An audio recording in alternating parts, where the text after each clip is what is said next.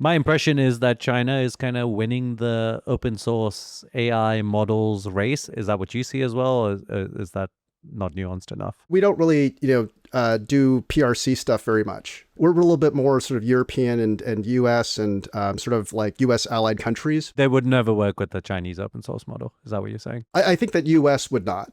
I think U.S. maybe for experimental purposes, parts like that, and I think it really sort of depends on the different nations out there on what their policies are. But it's really just a matter of sort of how do you think about the lineage of what are you bringing into your environment in terms of like your platforms, and I'll say at higher level, it's about supply chain, and every open source library, right, has a supply chain.